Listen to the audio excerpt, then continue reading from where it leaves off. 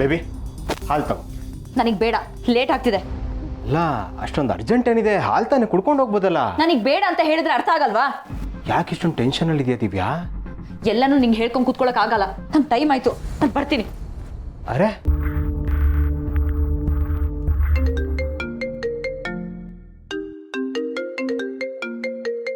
ಅರ್ಜೆಂಟಲ್ಲಿ ಫೋನೇ ಬಿಟ್ಟು ಹೋಗ್ಬಿಟ್ಲಲ್ಲ.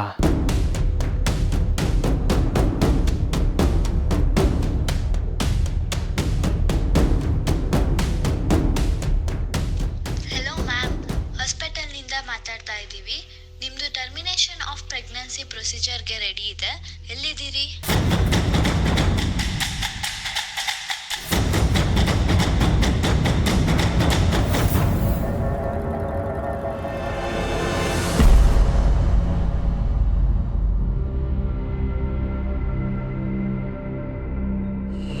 ಏನು ಏನಂದ್ರಿ?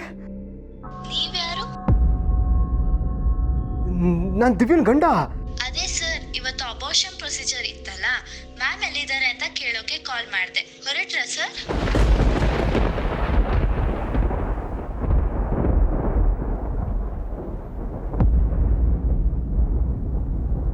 ಅಂದ್ರೆ ದಿವ್ಯಾ ಅಪಾರ್ಷನ್ ಮಾಡಿಸ್ಕೊಳ್ಳೋದಕ್ಕೆ ಹೊಟ್ಟಿದ್ದಾಳ, ನನ್ನ ಮಗುನ್ ಕೊಲ್ಲೋದಕ್ಕೆ ಹೊಟ್ಟಿದ್ದಾಳ. ದೇವ್ರೆ, ದಿವ್ಯಾ ಎಂತ ನಿರ್ಧಾರ ತಗೊಂಡ್ಬಿಟ್ಟೆ. ಇಲ್ಲ, ನಾನು ನನ್ನ ಮಗುನ ಕಳ್ಕೊಳ್ಳಲ್ಲ. ನಾನು ನನ್ನ ಮಗುನ ಉಳಿಸ್ಕೋಬೇಕು. ಇಲ್ಲ, ಇನ್ನು ಲೇಟ್ ಮಾಡಬಾರ್ದು.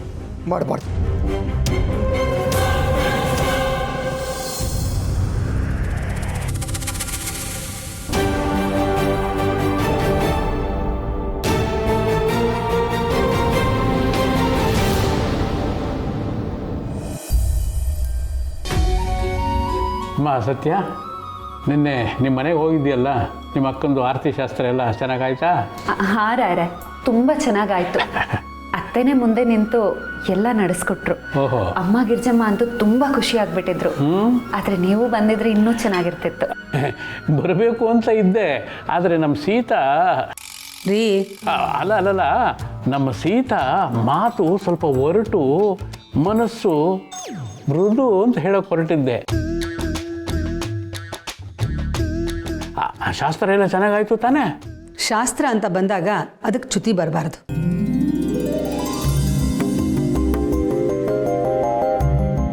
ಅದು ಇವಳು ತವ್ರ ಮನೆ ಅಂತಲ್ಲ, ಎಲ್ಲೇ ಶಾಸ್ತ್ರ ಇದ್ರೂ ಅದನ್ನಷ್ಟೇ ಅಚ್ಚುಕಟ್ಟಾಗಿ ನಡೆಸ್ಕೊಡ್ತಿದ್ದೆ. ಹೆಣ್ಣಾಗಿ ಹುಟ್ಟಿದ ಮೇಲೆ ಜೀವನದಲ್ಲಿ ಒಂದ್ಸಲನಾದರೂ ಅಂಥ ಶಾಸ್ತ್ರ ನಡಿಬೇಕು. ಇಲ್ಲ ಅಂದರೆ ಹೆಣ್ಣಾಗಿ ಹುಟ್ಟಿದ್ದೇ ವ್ಯರ್ಥ.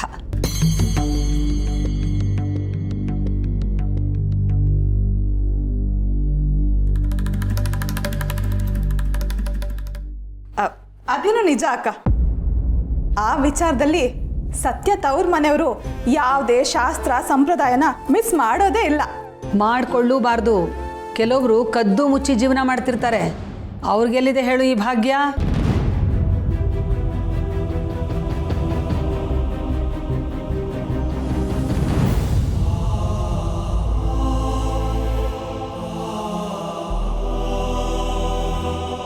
ಅವ್ರನ್ನ ನೆನೆಸ್ಕೊಂಡ್ರೆ ಅಯ್ಯೋ ಅನ್ಸತ್ತೆ ಊರ್ಮಿಳ.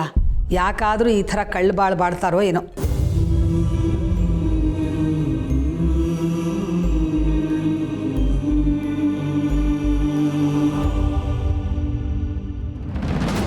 ಅಕ್ಕ, ಅಂಥವ್ರ ವಿಷಯ ನಮ್ಗೆ ಯಾಕೆ?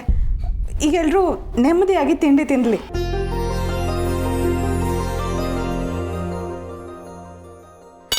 ನೀವು ನನಗೆ ಬಡಿಸ್ಬೇಡಿ.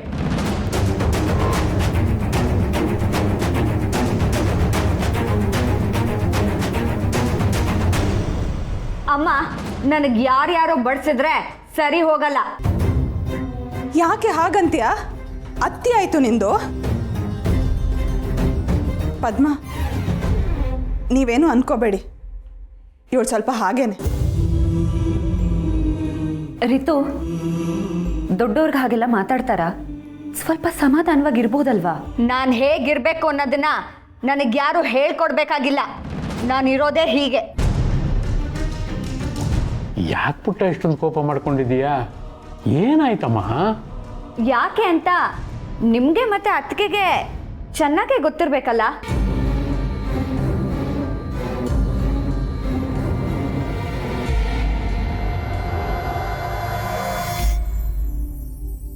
ಅದನ್ನ ನಾನು ಮತ್ತೆ ಹೇಳಬೇಕಾ ಅಥವಾ ಅದನ್ನ ಪದೇ ಪದೇ ಹೇಳೋದಿಕ್ಕೆ ಅದೇನು ಹರಿಕತೆನಾ? ಹಾಕ್ತೀನಿ ನಿಂಗೆ ರೈತು. ದೊಡ್ಡಪ್ಪನಿಗೆ ಎದುರು ಬಸ್ತಿಯೇನೆ. ಹೋಗ್ಲಿ ಬಿಡಮ್ಮ, ಅವಳು ಮನಸ್ಸಿನಲ್ಲಿ ಏನಿದೆ ಅಂತ ಅನ್ನೋದನ್ನ ತಿಳ್ಕೊಳ್ಳೋಣ. ಭಾವ, ಅವಳ ಮನಸ್ಸಲ್ಲಿ ಏನಿರುತ್ತೆ? ಎಲ್ಲರೂ ಮುದ್ದು ಮಾಡಿ ಮಾಡಿ ಅವಳ ಕೊಬ್ಬು ಜಾಸ್ತಿ ಆಗಿದೆ ಅಷ್ಟೇ. ಅದಕ್ಕೆ ಹೀಗೆ ಆಡ್ತಿದ್ದಾಳೆ. ಯಾವುದೇ ವಿಷಯ ಆದರೂ ಸುಮ್ಮನೆ ದೊಡ್ಡದು ಮಾಡಬಾರ್ದು ರೀತು. ಈಗ ತಿಂಡಿ ತಿನ್ನು. ನೀವ್ಯಾರು ಇದನ್ನ ನನಗೆ ಹೇಳೋದಿಕ್ಕೆ?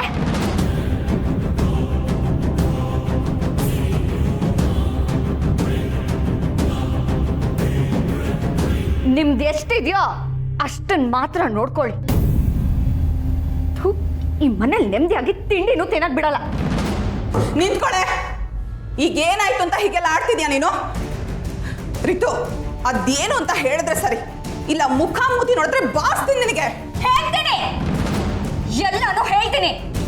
ಆದ್ರೆ ಅದನ್ನ ಕೇಳಿಸ್ಕೊಳ್ಳೋಕೆ ನಿನ್ನ ಗುಂಡಿಗೆ ಇದೆಯಾ?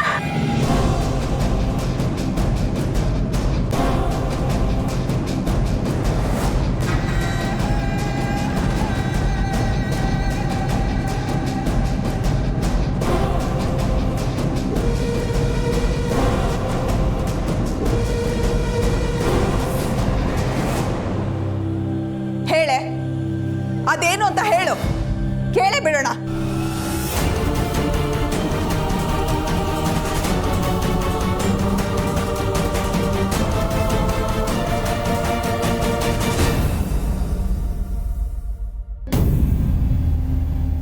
ಹೇಳು, ಯಾಕೆ ಸುಮ್ಮನಾದೆ? ಏನ್ ವಿಷಯ? ನೀನ್ ಇಷ್ಟು ದಡ್ಡಿ ಇರೋದಿಕ್ಕೇನೆ ನಾನು ಹೀಗಾಡ್ತಿರೋದು. ಅದು ನಿನಗೆ ಗೊತ್ತಾಗ್ತಿಲ್ಲ ಅಲ್ಲ? ಈಗ ನಾನು ಏನೇ ಮಾಡಿದೆ? ನೀನೇನು ಮಾಡಿಲ್ಲ. ಆದ್ರೆ ನೀನ್ ಕೊಟ್ಟಿರೋ ಸಲಿಗೆಯಿಂದ ಬೇರೆಯವ್ರು ಏನ್ ಬೇಕೋ ಅದನ್ನ ಮಾಡ್ಕೋತಾ ಇದ್ದಾರೆ. ನಿನಗದು ಕಾಣಿಸ್ತಿಲ್ಲ ಅಷ್ಟೇ.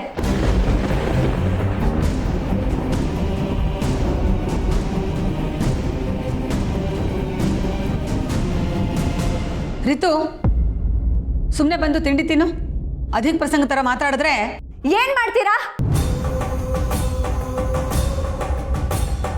ದೊಡ್ಡವ್ರು ಅನ್ಸ್ಕೊಂಡಿರೋ ನೀವೆಲ್ಲ ಎಲ್ಲ ನೋಡ್ಕೊಂಡು ಸುಮ್ಮನೆ ಕೂತಿದ್ದೀರಲ್ಲ. ನಿಮ್ ತರ ನಾನು ಕೂತ್ಕೋಬೇಕಾ? ರಿತು,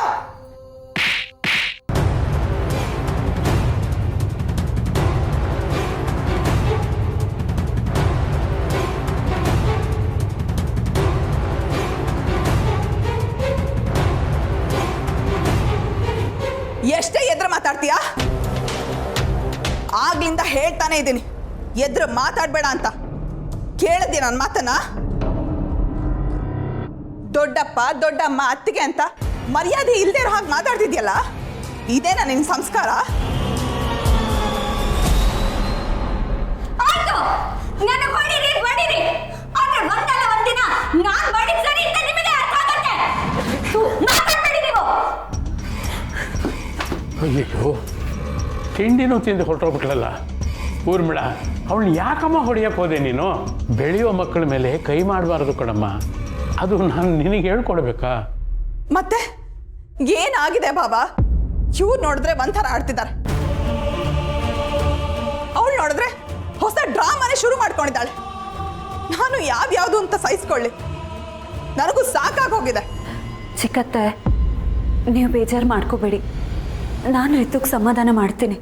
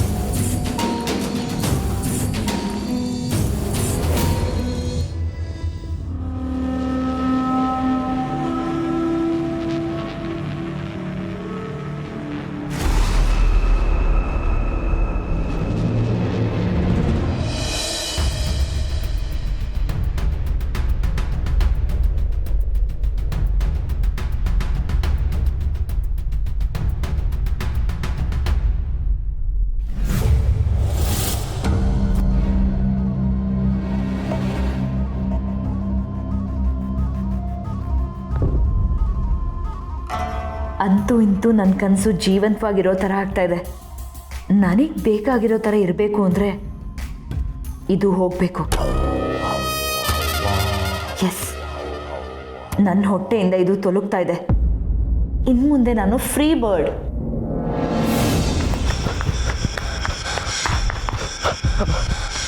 ಅಣ್ಣ ಸ್ವಲ್ಪ ಹಾಸ್ಪಿಟ್ಲಿಗೆ ಹೋಗ್ಬೇಕು, ಡ್ರಾಪ್ ಅಣ್ಣ. ಅಣ್ಣ ಪ್ಲೀಸ್ ಅಣ್ಣ, ಇಲ್ಲ ಅನ್ಬೇಡ ಅಣ್ಣ. ಅಣ್ಣ ಪ್ಲೀಸ್ ಅಣ್ಣ, ದಯವಿಟ್ಟು ಅಣ್ಣ. ಅಣ್ಣ ಪ್ಲೀಸ್ ಅಣ್ಣ. ಅಣ್ಣ ಪ್ಲೀಸ್ ಅಣ್ಣ.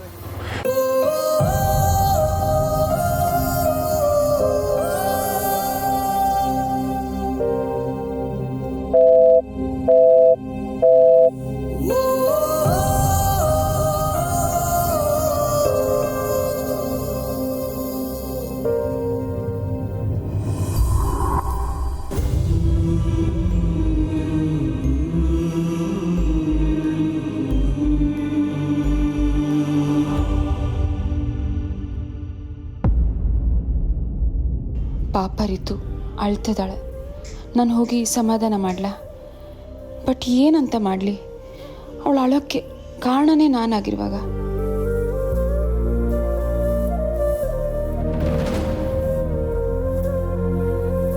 ನೀವ್ಯಾಕೆ ಇಲ್ಲಿಗೆ ಬರಕ್ಕೆ ಹೋದ್ರಿ? ಹೋಗಿ ಇಲ್ಲಿಂದ. ರಿತು, ನಿನ್ನ ನೋವು ನಂಗೆ ಅರ್ಥ ಆಗುತ್ತೆ. ದಯವಿಟ್ಟು ಸಮಾಧಾನ ಮಾಡ್ಕೊ. ನೋಡಿ, ದಯವಿಟ್ಟು ಇಲ್ಲಿಂದ ಹೋಗಿ. ನಿಮ್ಮ ಮುಖ ನೋಡೋದಿಕ್ಕೂ ನನಗೆ ಇಷ್ಟ ಇಲ್ಲ. ರಿತು, ನೀನು ನಂಗೆ ಮಾತಾಡೋಕ್ಕೆ ಅವಕಾಶ ಕೊಡು. I can explain. ಬೇಕಾಗಿಲ್ಲ.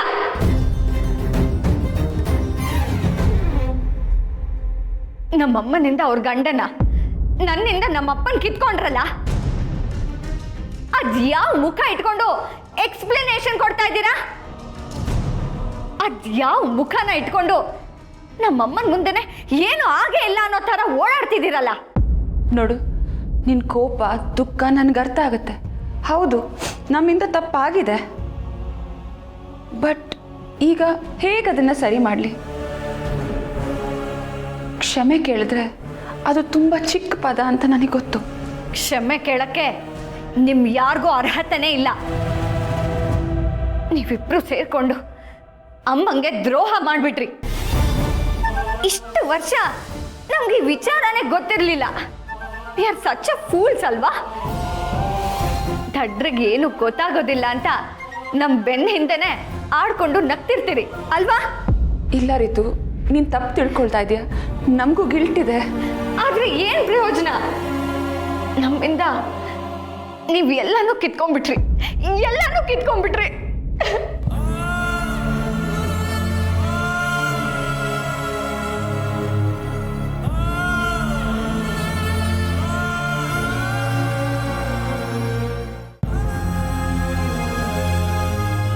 ಈಗ ಯಾಕೆ ಅಳ್ತಾ ಇದ್ದೀರಾ? ಯಾರು ಸತ್ರು ಅಂತ ಅಳ್ತಾ ಇದ್ದೀರಾ? ನಾನಂತೂ ಈ ವಿಷಯ ಗೊತ್ತಾದಾಗ್ಲೇ ಸತ್ತೋಗ್ಬಿಟ್ಟೆ. ನನ್ನ ಪಾಲಿಗೆ ಅಪ್ಪನೂ ಸತ್ತೋದ್ರು.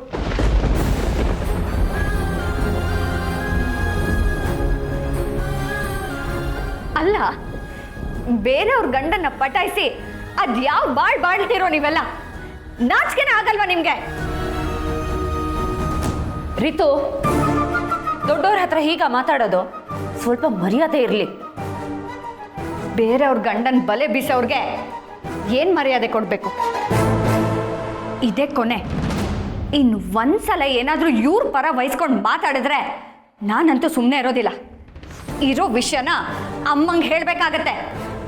So you better stay away from this.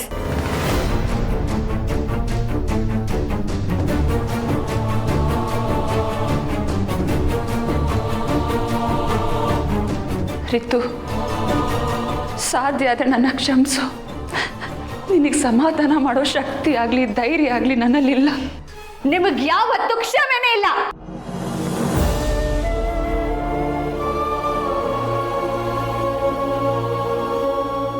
Ritu, ನಿಮಗಂತೂ ಮೊದಲೇ ಇಲ್ಲ. ನನ್ನ ಲೈಫ್ನ ನರ್ಕ ಮಾಡಿಬಿಟ್ರಿ ನೀವು. ಛೇ!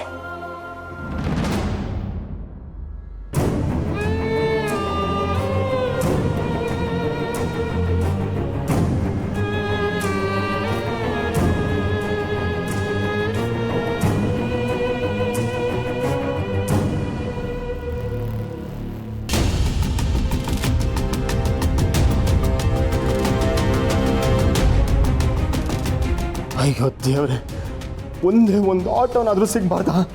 ಛೇ, ಏನು ಮಾಡಲಿ ಇವಾಗ ದೇವ್ರೆ, ಏನು ಮಾಡಲಿ? ದಿವ್ಯಾ ಪ್ಲೀಸ್ ಆತರ ಪಡ್ಬೇಡ, ನಾನು ಬರ್ತೀನಿ. ಪ್ಲೀಸ್ ನಾನು ಬರ್ತೀನಿ ಕಣೆ. ನನ್ನ ಮಗುಗೇನು ಹೆಚ್ಚು ಕಡಿಮೆ ಮಾಡಬೇಡ. ನನ್ನ ಮಗುನ ನನಗೆ ಉಳಿಸ್ಕೊಡು ಪ್ಲೀಸ್. ಅಯ್ಯೋ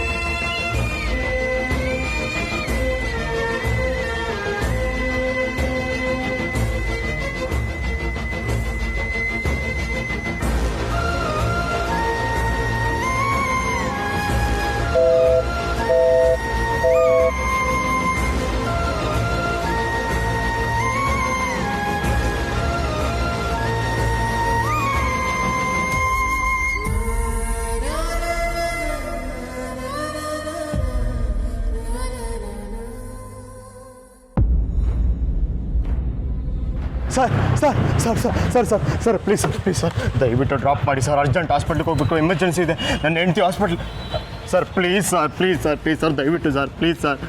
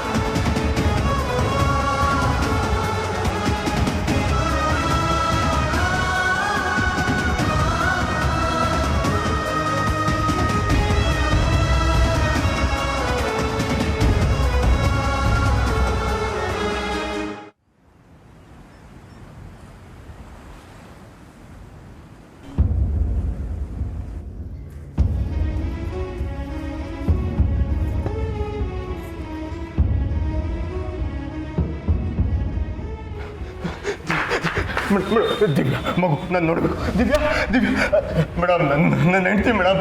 ದಿವ್ಯಾ ದಿವ್ಯಾ ಸರ್ ಕೂಗ್ಬೇಡಿ, ಇದು ಹಾಸ್ಪಿಟಲ್. ಅಯ್ಯೋ ಮೇಡಮ್, ನನ್ನ ಹೆಂಡ್ತಿ ಹೆಸರು ದಿವ್ಯಾ ಅಂತ ನೋಡಿ ಮೇಡಮ್, ಚೆಕ್ ಮಾಡಿ ಮೇಡಮ್. ಯಾವ ಸೆಕ್ಷನ್ ಸರ್? ಅಯ್ಯೋ ಮೇಡಮ್, ಅದೆಲ್ಲ ಗೊತ್ತಿಲ್ಲ ಮೇಡಮ್. ಸ್ವಲ್ಪ ಹೊತ್ತು ಮುಂಚೆ ಅಡ್ಮಿಟ್ ಆಗಿದ್ದಾಳೆ. ಅವ್ಳ ಡೀಟೇಲ್ಸ್ ಏನಾದರೂ ಇದ್ರೆ ಕೊಡಿ ಮೇಡಮ್, ಪ್ಲೀಸ್ ಮೇಡಮ್, ಪ್ಲೀಸ್. ಹಾಗೆಲ್ಲ ಡೀಟೇಲ್ಸ್ ಕೊಡೋದಕ್ಕಾಗಲ್ಲ ಮೇಡಮ್. ನಾನು ಅವಳ ಗಂಡ ಮೇಡಮ್, ಪ್ಲೀಸ್.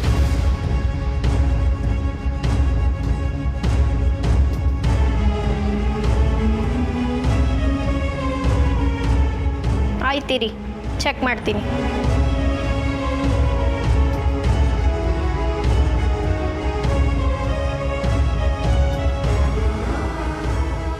ದಿವ್ಯಾ ಅವರಲ್ವಾ ಸರ್? ಅವ್ರಿಗೆ ಅಬೋಷನ್ ಆಗಿದೆ.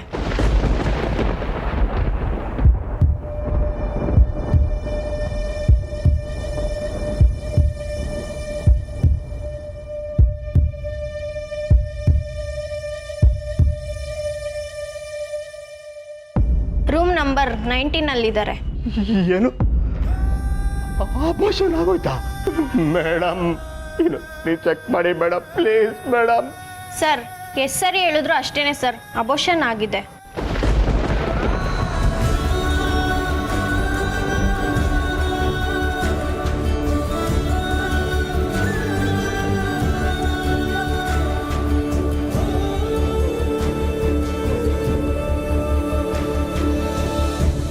ಜವಾಬ್ದಾರಿ ಜಾಸ್ತಿ ಆದ್ರೂ ಪರವಾಗಿಲ್ಲ, ಇನ್ಮೇಲೆ ನೋಡಿ ನನ್ನ ಹೆಂಡ್ತಿನ ಹೆಂಗ್ ನೋಡ್ಕೋತೀನಿ ಅಂತ.